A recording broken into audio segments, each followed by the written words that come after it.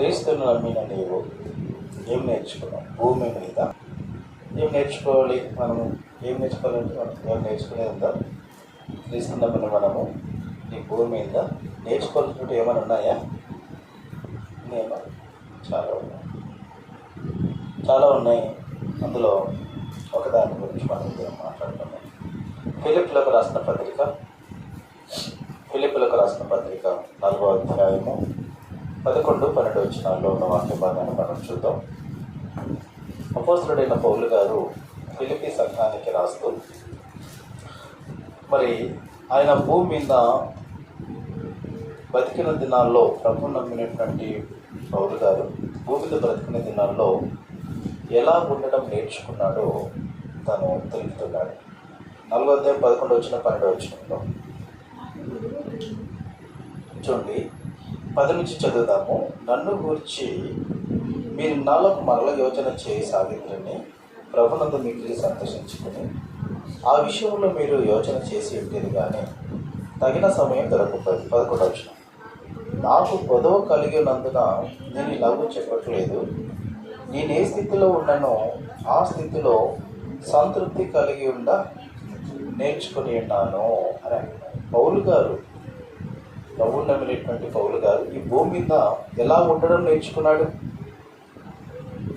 ప్రభువు నమ్మిన పౌలు గారు భూమి మీద బ్రతికుని దినాలు ఎలా ఉండడం నేర్చుకున్నారని అంటే, ఆయన అంటున్నాడు, నేను ఈ భూమి మీద ఎలా ఉండడం నేర్చుకున్నానంటే ప్రతి విషయంలో ఏమండి అతడు సంతృప్తిగా ఉండడం నేర్చుకున్నాడంట.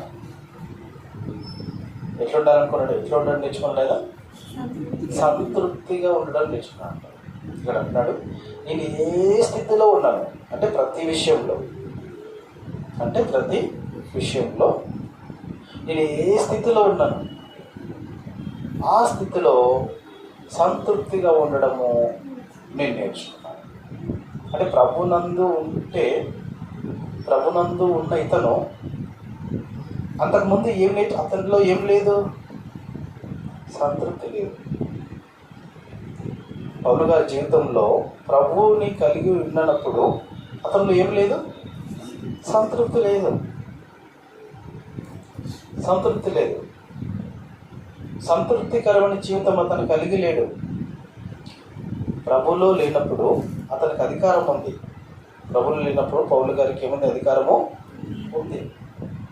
తర్వాత అతడు విలాసవంతమైన జీవితం కూడా జీవిస్తున్నాడు. పౌలు గారు అంటేనే ఒక రేంజ్లో పేరుంది. అమ్మో, సౌలుగా ఉన్నప్పుడు సౌలు గారు వచ్చారని చెప్పేసి అనగానే గడగడ వణికిపోతుంటాడు. ఎవరు? క్రైస్తవులు. అందుకని అతనికి ఒకటే తెలుసు, క్రీస్తుని నమ్మిన బిడ్డల్ని హింసించడం, చంపడం అతనికి ప్రాణాధారం అన్నాడు. అతనికి అది ఆధారం అంట. ప్రాణాధారమైనట్టుగా ఉండేదంట ఆయనకి. అంటే క్రీస్తు నమ్మిన క్రైస్తవులని హింసించడం కానీ చంపడం కానీ అతను ఒక ఒట్టు పెట్టుకున్నాడంట. లేకుంటే ఒక నిర్ధారణ చేసుకున్నాడంట, నేను ఖచ్చితంగా నేను ఉన్న ఈ అధికారాలను బట్టి క్రైస్తవులందరినీ కూడా నేను ఎక్కడుంటే అక్కడ మట్టుమాయమో చేసేస్తాను నాకున్న అధికారాన్ని బట్టి అని ఇంకా పై అధికారం కలిగిన వాడై సిఫారసు తీసుకొని వెళ్తూ ఏమండి ప్రభు చేతిలో పట్టబడేంత వరకు అతనికి ఏమున్నా ఎంతున్నా ఏం లేదు. అతనికి సంతృప్తి లేదు. ఏమున్నా ఎంతున్నా, ఎంత ధనమున్నా, ఎంత అధికారం ఉన్నా, తర్వాత ఎంత మరణాయుధాలు తన చేతిలో ఉన్నా తన జీవితానికి సంతృప్తి లేదు. సంతృప్తి అనేటువంటిది ఏమిటన్నది అతనికి అప్పటి వరకు ఎరగలేదు. అంటే అతడు అనుభవించాలి. సంతృప్తి ఉండడం అంటే ఏంటో అతనికి ఇంకా అప్పటికి అనుభవము లేదు. కానీ ఇప్పుడు యేసు ప్రభు వారు ఇతన్ని పట్టుకున్న తర్వాత ఆ తర్వాత నుండి ఇతడు సంతృప్తి ఉండడం ఎలాగో నేర్చుకున్నాడంట. తన కళ్ళ ముందు తాను నమ్మిన దేవుని కంటే ఇంకొక దేవుని ఎవరిని నమ్మినట్లయితే వారిని చండాలంగా చూడటం, వారిని చండాలంగా చూడటం. ఎందుకంటే అతనుకున్న హోదా వేరు, అతనుకున్న పలుకుబడి వేరు, అతనుకున్న జీవన విధానమే వేరు. కనుక అతనికి సంతృప్తి ఎలా ఉండాలో తెలియదు. సంతృప్తికి ఎలా ఉండాలో అతనికి తెలియదు. అయితే ఎప్పుడైతే ప్రభు చేత పట్టబడ్డాడో, పట్టబడిన తర్వాత అతడు ఏమంటే ఎందులో ఏ రకంగా సంతృప్తిగా ఉండాలో అతను తెలుసుకోవడం జరిగింది. అంటే కష్టం విలువేంటో, ఆపద విలువేంటో, అపాయం విలువేంటో, నష్టం విలువేంటో అతనికి తెలియనంత వరకు అతను సంతృప్తికరమైన జీవితం లేదు. ఎందుకంటే అతను విలాసవంతమైన జీవితంలోనే ఎదిగాడు, విలాసవంతమైనటువంటి జీవితాన్ని కొనసాగించుకుంటూ వచ్చాడు. అందుకనే ప్రభుల వారు అతన్ని పట్టుకునే సమయంలో ఇదే మాట అన్నాడు. ఏమైనా అపోస్తల కార్యంలో ఏమన్నాడు? అపోస్తల కార్యంలో పౌలు గారికి ఏం నేర్పుతానన్నాడు చూడండి. అక్కడ అపోస్తల కార్యం 9వ అధ్యాయము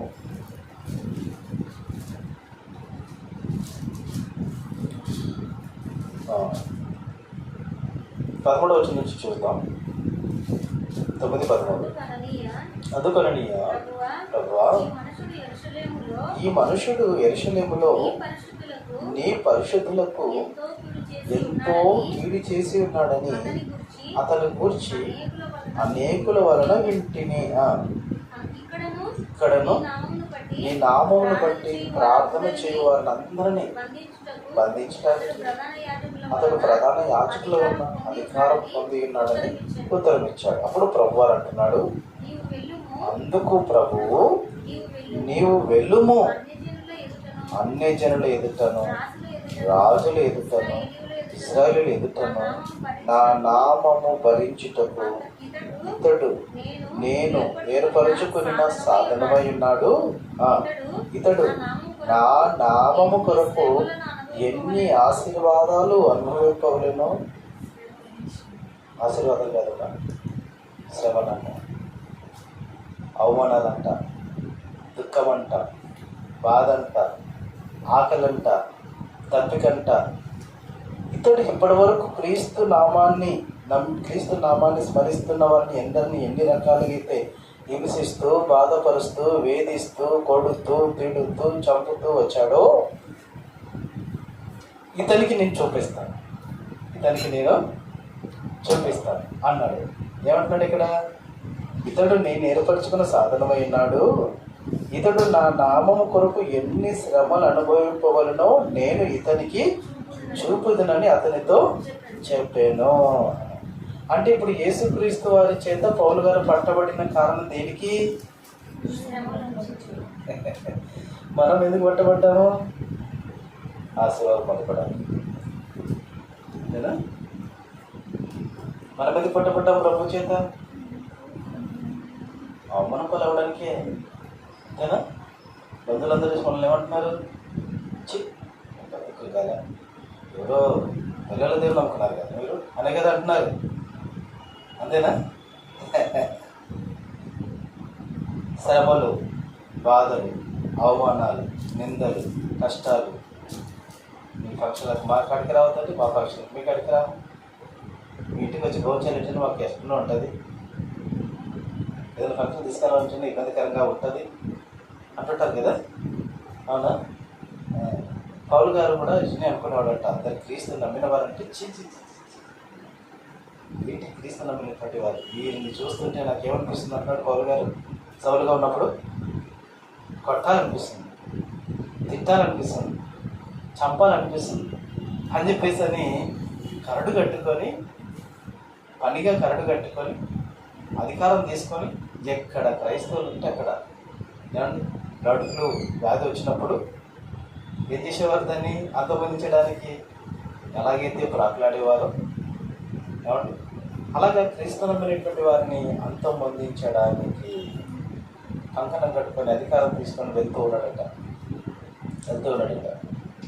శ్రమ పరుస్తున్నాడంట, ఇబ్బంది పరుస్తున్నాడంట, ఇబ్బందుల పాలు చేస్తున్నాడంట, ఏడిపిస్తున్నాడంట. ఆయన వస్తున్నాడు అనగా సౌలు గారు వస్తున్నారు అనగానే అందరూ దాక్కుంటున్నారు, ప్రభు తీసుకుంటున్నారు, ఏమంటే తలపలేసేసుకుంటున్నారు. ఎందుకు? మేమంటే ఆయనకి ఇంటది, మేమంటే ఆయనకి ఇంటది. నేటి కాలంలో కూడా అదే సిచ్యువేషనే కనబడుతుంది. బీజేపీ ప్రభుత్వానికి క్రైస్తవులంటే అసలు గిట్టడమే లేదు. అసలు వాళ్ళకు క్రీస్తు నమ్మిన వారంటేనే ఎక్కడ కనపడితే అక్కడ వారిని హింసించాలని, బాధపరచాలని, దుఃఖపరచాలని, కొట్టాలని, తిట్టాలని, ఆటంకపరచాలని, అభ్యంతరం చేయాలని చెప్పేసి నానా రకాలైనటువంటి ప్లాన్లు వేస్తూనే ఉన్నారు. ఇప్పుడు పౌలు గారి జీవితం పూర్వం అలాగే ఉంది. సంతృప్తి లేని జీవితం అనేది, సంతృప్తి లేని జీవితం. ఏమండి, అతడు ఎప్పుడైతే క్రీస్తు చేత పట్టబడ్డాడో ప్రభు అతనికి ఏం నేర్పించాడంట? సంతృప్తి కలిగి ఉండుట నేర్పించాడు. ఏ స్థితిలో? అన్ని స్థితులలో. ఏ స్థితిలో అంట? అన్ని స్థితులలో అతడు అమ్మయ్య నా ప్రాణం దక్కింది సాధన అనుకుంటున్నాడు. అంతే. ఇంకా క్రీస్తు నమ్మిన తర్వాత అతడికి అన్ని స్థితుల్లో తనకు ఒక తృప్తి నేర్పించాడంట. మన ప్రాణం దక్కితే చాలు. ఏ స్థితిలో నేర్పించాడు పాఠము? ఒక పాఠం చూద్దాం. ఒకటి, ఉన్న స్థితిలో తృప్తినిచ్చాడు. ఉన్న స్థితిలో అంటే ఉన్న స్థితిలో చూద్దాం, ఒకసారి ఆలోచన చూద్దాం. ఉన్న స్థితిలో తృప్తినిచ్చాడు. ఇప్పుడు దాన్ని చూసాం కదా, ఫిలిప్పీయులకు రాసిన పత్రికనే చూసాం. ఏముంది అక్కడ? ఉన్న స్థితిలో అతను తృప్తి నేర్పించాడు అన్నది 11వ వచనంలో. నాకు కొదవ కలిగినందున నేను ఇలాగో చెప్పుట లేదు అంటే యేసుక్రీస్తు నమ్మిన తర్వాత అతనికి ఏమొచ్చింది? కొరత ఏర్పడింది. కొరత ఏర్పడింది. కొదవ అయినందున నేను చెప్పట్లేదు, నేను ఏ స్థితిలో ఉన్నానో ఆ స్థితిలో తృప్తి కలిగి ఉండా నేర్చుకున్నాను అన్నాడు. 12వ వచనం. దీన స్థితిలో ఉండ నెరుగుదును, సంపన్న స్థితిలో ఉండ నెరుగుదును. ప్రతి విషయంలోనూ అన్ని కార్యములలోనూ కడుపు నిండి ఉండుటకును, ఆకలి కొని ఉండుటకును, సమృద్ధి కలిగి ఉండుటకును, లేమి ఉండుటకును నేర్చుకొని ఉన్నాను. ఏం నేర్చుకుంటాడు అతను? ఇద్దరు ఉన్న దాంట్లో చాలే నాయన అనుకుంటాడంట. ఉన్నది చాలు అంటే ఉన్న వస్త్రాలు చాలు, ఉన్న ఆహారము చాలు, ఉన్న ఆకలి ఏదైతే ఉందో అది చాలు, ఏ ఇంట్లో అయితే ఉందో అదే చాలు. ఏమండి, పౌలు గారు ఉన్నత స్థితిలో ఉండడం తెలుసంట అతనికి, దీన స్థితిలో ఉండడం కూడా అతనికి తెలుసంట. అంటే ఇప్పుడు దేవుని సేవలో వస్తే, లేకపోతే దేవుని నమ్మితే, ప్రభుని నమ్మితే మనకు అన్నీ కలిసి రావా? అన్నీ కలిసి రావా? కలిసి వస్తాయి. ఏమొస్తాయి? అవమానాలు వస్తాయి, నిందలు వస్తాయి, శ్రమలు వస్తాయి, ఆకలి వస్తుంది, దప్పిక వస్తుంది, రోగం వస్తుంది, హింస వస్తుంది, వేదనలు వస్తాయి. అంటే ప్రభుని నమ్మితే ఇవే కలిసి వచ్చేది. ఇవే వచ్చినాయి. మరి ఆయనకి ఏమొచ్చినాయి?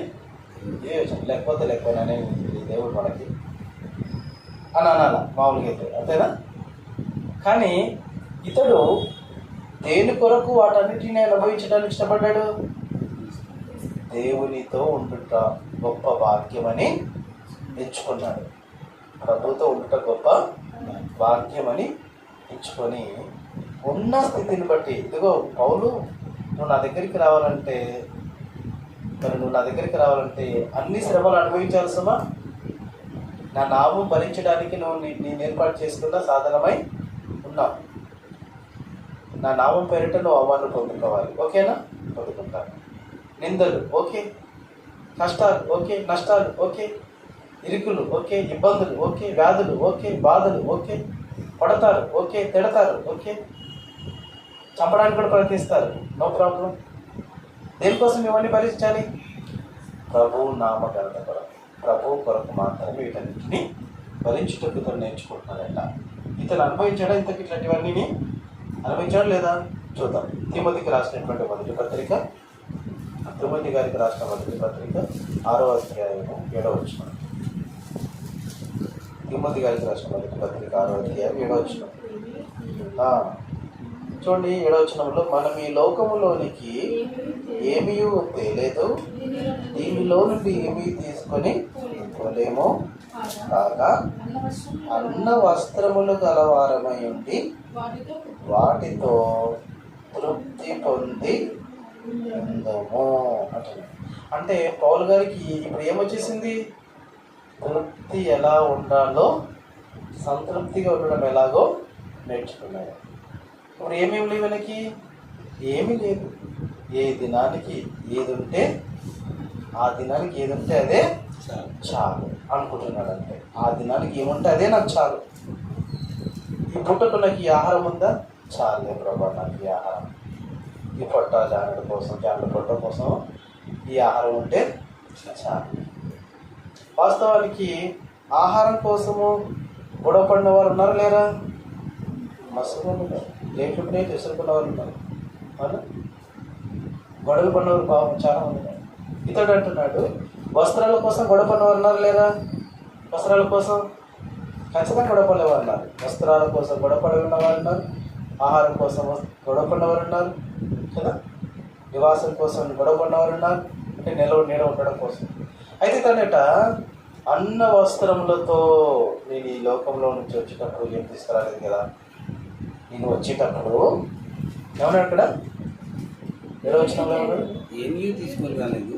మనం ఈ లోకంలోనికి ఏమీయో తీసుకురాలేదు. వస్తున్నాము, ఒక పక్క నుంచి వస్తున్నామా, ఈ లోకంలోకి వస్తున్నప్పుడు మనం ఏమైనా తీసుకొచ్చినామా? తీసుకురా. మళ్ళీ పోతున్నాం, మళ్ళీ మనం వెళ్ళాల్సిన ప్లేస్కి ఏమైనా తీసుకొని పోతామా? తీసుకుపో. కాబట్టి అన్న వస్త్రములతో తృప్తి కలిగి, ఈ బుద్ధి ఎప్పుడు వస్తుందండి? ప్రభుని నమ్మినాక వస్తుంది. ప్రభుని నమ్మిన తర్వాతనే ఈ బుద్ధి. లేదంటే అప్పటి వరకు ఈ బుద్ధి మనకు ఉండదు. అన్న వస్త్రంతో తృప్తి పొందుకోవాలి, చాలా నాయన ఎంత చాలా అనుకునే బుద్ధి ఉండదు. అప్పుడు ఇంకా ఇంకా అనేది ఉంటుంది. ప్రభులో లేనప్పుడు ఏముంటుంది? ఇంకా ఇంకా ఉంటుంది. ప్రభు నమ్మిన తర్వాత చాలా ఒక తృప్తి లేని జీవితము పౌలు గారు జీవిస్తున్న దినాల్లో అది అతనికి శాపకరంగా మారింది. ఎప్పుడైతే ప్రభులో తృప్తి కలిగి ఉండడం నేర్చుకున్నాడో ఆశీర్వాదకరంగా మార్చుకోండి. ఆశీర్వాదకరంగా ఇంకా ఎలాగతను ఏ స్థితిలో ఉండిపోయినాడు చూడండి. అన్న వస్త్రంతో తృప్తి పొందుకున్నాడు. ఎబ్రీ పత్రిక 13వ అధ్యాయం 5వ వచనంలో. ఎబ్రీ పత్రిక 13వ అధ్యాయం 5వ వచనం. ధనాపేక్ష లేని వారు మీకు కలిగిన వాటితో తృప్తి పొంది ఉండుడి అని. మొదటిగా అన్ని విషయంలో అతడు తృప్తి కలిగి ఉండడం నేర్చుకున్నాడట. ఉన్నత స్థితి ఎరుగుదును, దీనస్థితి ఎరుగుదును అన్నాడు. సంపన్న స్థితి ఎరుగుదును అన్నాడు, దీనస్థితి ఎరుగుదును అన్నాడు. అంటే హుందాతనములో అతను ఏ స్థితిలో ఉన్నా అందులో అతనికి అంత తృప్తి లేదేమో, కానీ దీనస్థితిలో ఉన్నప్పుడు అతనికి తృప్తి కలిగిందట. రెండవది, ఉన్నది ఆహారం, ఏ పూటకు ఆహారం ఉంటే చాలు, ఏ వస్త్రాలు ఉంటే అవే చాలు, అందులో ఒక తృప్తి నేర్చుకున్నాడంట. ఇక ధనం పైన విషయానికి వస్తే కూడా ధనాపేక్షలైన వారే మీకు కలిగిన వాటితో తృప్తి కలిగి ఉండండి. అంటే అధికారంలో ఉన్న అధికారం చాలనుకుంటున్నాడు, అన్నవస్త్రం విషయంలో ఉన్న అన్నవస్త్రం చాలనుకుంటున్నాడు, ధన విషయంలో కూడా నాకు ఉన్నది ఇది చాలు అనుకుంటున్నాడు. నాకు చాలు. ధనికుడు ఏమనుకున్నాడు? తన దగ్గర ఉన్న కొట్లు విప్పి దానికంటే గొప్ప వాటిని కట్టించి దానిలో తన ధాన్యమంతా వేసుకొని తన ప్రాణంతో చెప్పుకుందును అనుకున్నాడు అతను కదా. కానీ పౌలు గారు ఏమనుకుంటున్నాడు ఇక్కడ?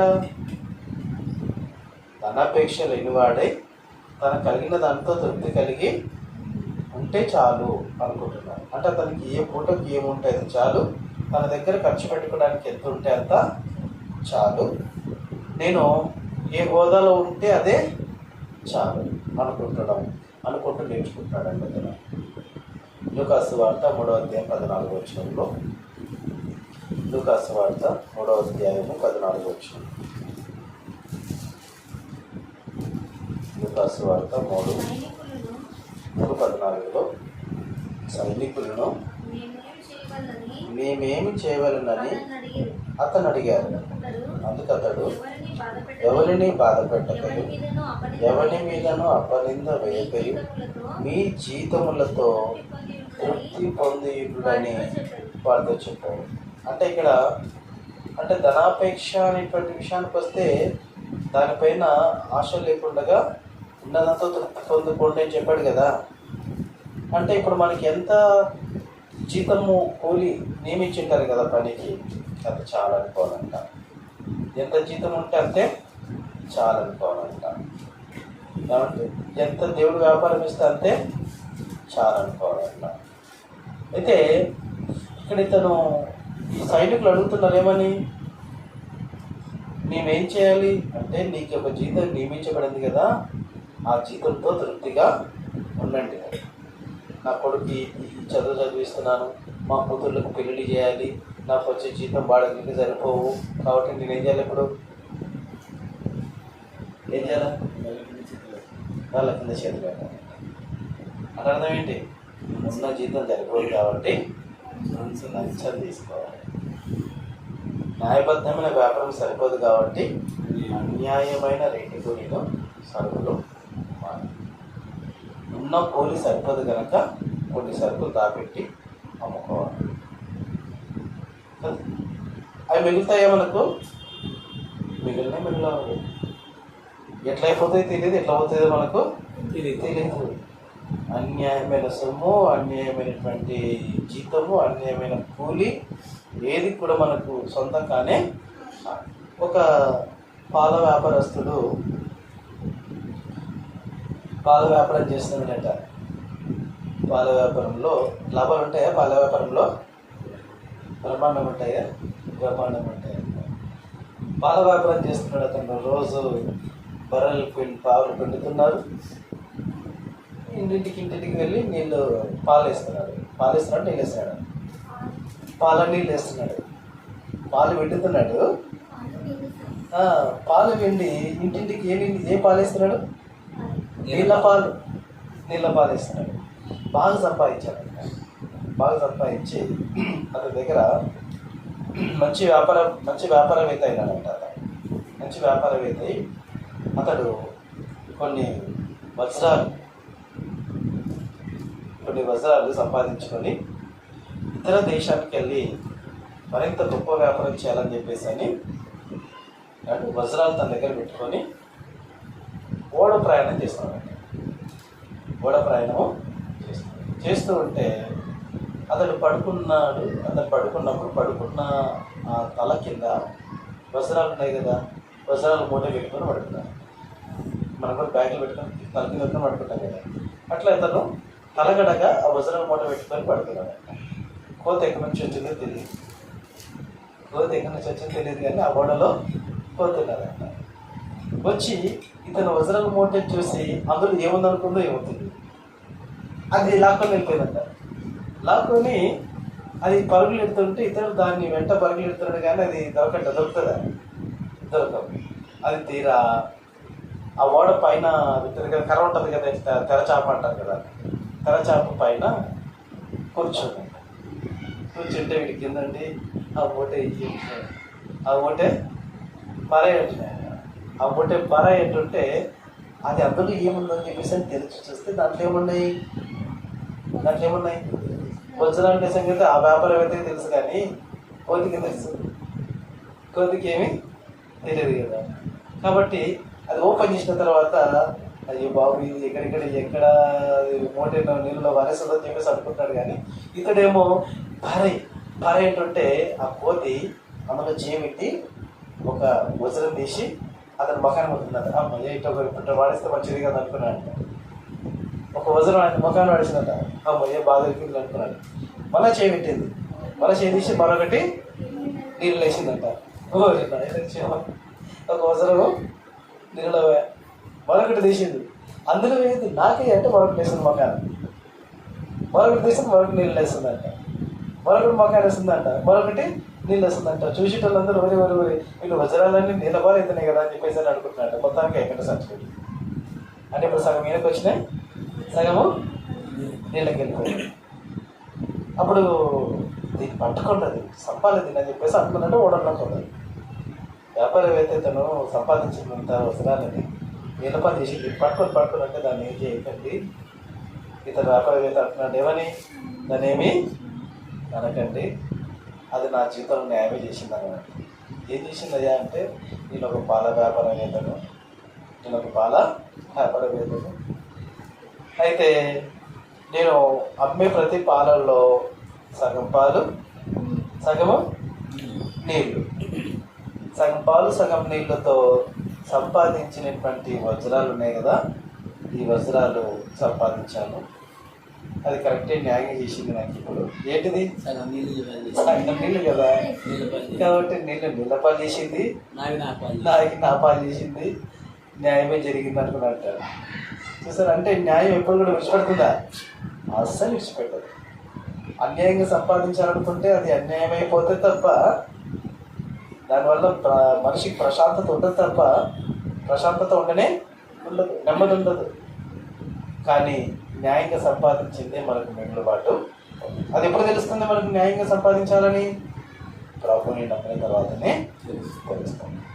అదే పౌలు అంటున్నారు, నేను ప్రభులోకి వచ్చిన తర్వాత ధనం పైన ఆశ నట్లేనే, నేను ప్రభులోకి వచ్చిన తర్వాత ఆహారం పైన కానీ వస్త్రాల పైన కానీ ఆశ నట్లేనే, నేను ప్రభులోకి వచ్చిన తర్వాత అధికారం పైన నాకు ఆశ లేనే లేదు.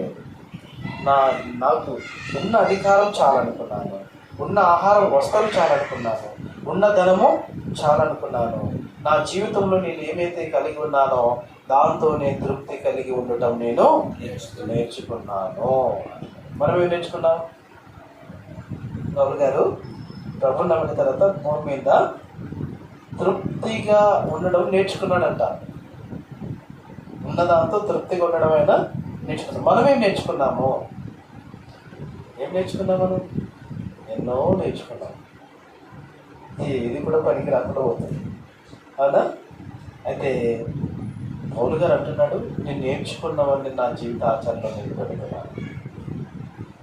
నా దేవుడు నాకు ఏం నేర్పించాడో, నా ప్రభు నాకు ఏం నేర్పించాడో అదే నేను నేర్చుకున్నాను. నిజమే, ప్రభు కూడా భూమి మీద బ్రతికిన దినాల్లో ఆయన వస్త్రాల కోసం ఏమైనా ప్రాకులాడా?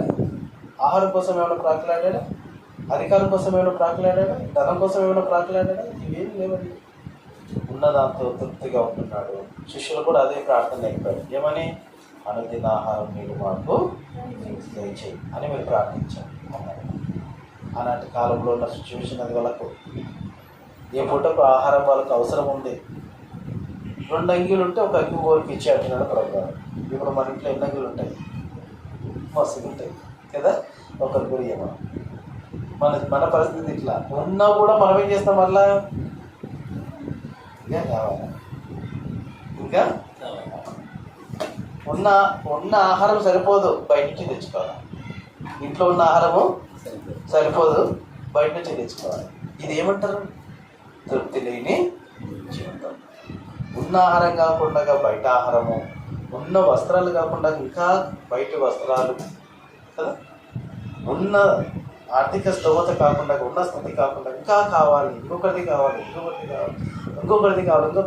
అనుకోవడానికి, అధికంగా మనకు రావాలనుకోవడానికి, ఉన్న స్థానం కాకుండా అధికమైన స్థానం మనకు కావాలనుకోవడానికి, ఇవన్నీ కూడా మనిషికి టెన్షన్ తప్ప తృప్తినిచ్చేవి కానే కాదు. తృప్తినిచ్చేవి కాదు. దేవుడు అంటున్నాడు, పౌలు గారు మాట్లాడుతున్నారు, నా ప్రభు భూమి మీద బ్రతికిన తనాల్లో ఆయన ప్రతి విషయంలో ఆయన తృప్తిగా ఉండడం నేర్చుకున్నట్లు నేను ప్రభు నమ్మాను, నేను కూడా అలాగే తృప్తిగా ఉంటాను. మనం కూడా ప్రభు నమ్మాం కదా, ఈ భూమి మీద మనం తృప్తి కలిగి ఉండడం నేర్చుకున్నామా? అసలు నేర్చుకోలేకపోతే నేర్చుకొని మనకున్న దాంతో తృప్తిగా ఉంటూ కృతజ్ఞతగా ఉంటూ ప్రభుని కనపరిచేవారంగా. మనం ఎప్పటి నుంచి ఎక్కడికైనా ఎక్కడ ప్రయాణం వెళ్ళిపోయినాం అనుకోండి, అక్కడ మన ఇంట్లో ఉన్నట్టుగా ఉండాలనుకుంటే ఎట్లా ఉండదండి. మేము బయట మన దినమంది ప్రోగ్రామ్కి రూమ్ అయితే బాగుంది, ఫ్యాన్ లేదు, రూమ్ అయితే బాగుంది, ఫ్యాన్. ఏం చేసినాం మేము? ఆ రూమ్ వదిలిపెట్టి వచ్చి ఒక హాల్లో పడుకున్నాం అందరితో పాటు. మాకు సపరేట్ రూమ్ ఇచ్చినా కూడా నేను పక్కన పడేసి వచ్చి హాల్లో పడుకున్నాను.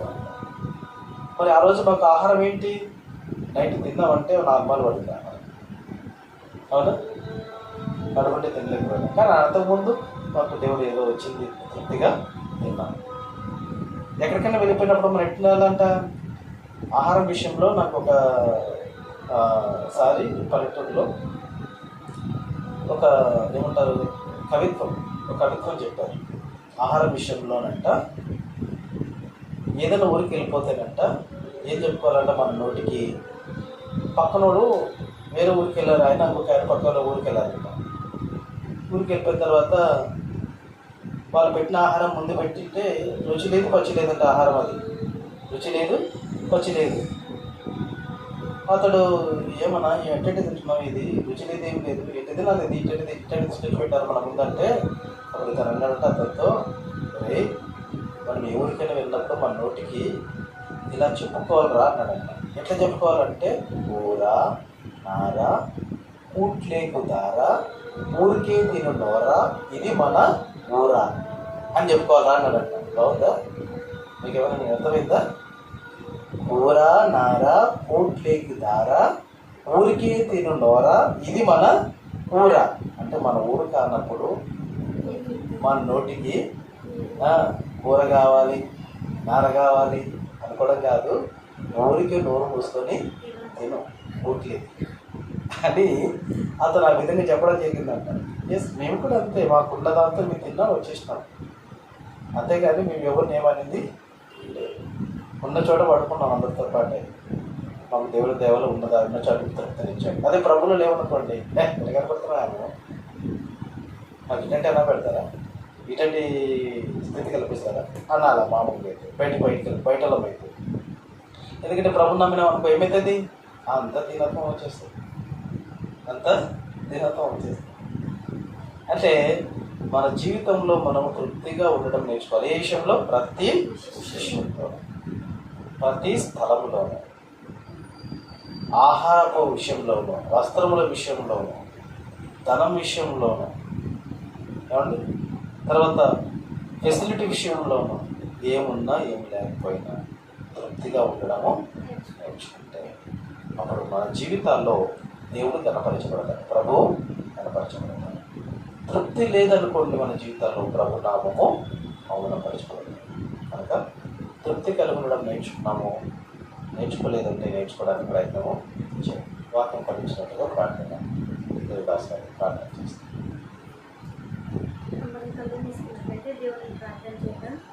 మహాపరిశుద్ధుడు అయిన మమ్మల్ని మిగిలిగా ప్రేమించమంటున్న తండ్రి, నాయన ఈ యొక్క పురుతన దినమందు దేవ మేము ఇప్పటివరకు దేవ పాట ద్వారా స్థితించి అలాగే ప్రార్థన చేయడంలోనూ మీ దాసులు నిలబెట్టుకొని ఇప్పటివరకు దేవ మీ పిల్లల మాతో అందరితో కూడా తండ్రి మీ మాటలు దేవ మాట్లాడి ఉన్నారు దేవ, అందుకు బట్టి వందనాలు స్తోత్రాలు స్థితులు చెల్లిస్తున్నాం. అయినా అవును తండ్రి, క్రీస్తునందు లేకపోతే దేవ ఎంత సంపాదించినా ఎంత మరి అనుభవించినా తృప్తి లేకుండా దేవ జీవిస్తుంటారు తండ్రి.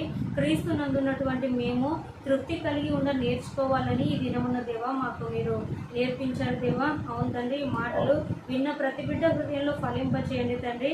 మీ వాక్యానుసారంగా దేవ మేము జీవించే హృదయం ఎల్లప్పుడూ కలిగి ఉంటూ ప్రతి విషయంలోనూ ఎక్కడికి వెళ్ళినా మీ నామ గంట కొరకు దేవ మేము అన్ని విషయాల్లో తృప్తి కలిగి ఏదినైనా మరి మీరు మాకు ఇచ్చారో ఉన్న వాటితోనే మేము తృప్తి కలిగి ఉండాలి తప్ప లేని దాని కొరకు ఆశిస్తూ ఎక్కువగా దేవనైనా బాధపడేవారని కాకుండా నైనా మరి బ్రతుకుట క్రీస్తే చావైతే లాభం అనే విధంగా మా యొక్క జీవిత విధానాన్ని మలుచుకుంటూ నైనా మేము ప్రతి విషయంలో కూడా తండ్రి మీరు సంతృప్తి కలిగి నైనా అలాగే కృతజ్ఞతాస్తుతులు చెల్లిస్తూ నైనా మీకు ఇష్టమైన బిడ్డలుగా నీతిగా బ్రతుకుతూ అనేక మందికి దేవ దీవెనకరంగా బ్రతుకున్నట్లుగా మమ్మల్ని దీవించమని యేసుక్రీస్తు యొక్క పవిత్ర నామంలో ఈ ప్రార్థనను అడిగి వేడుకొని పొందుతున్నాము కన్న తండ్రి.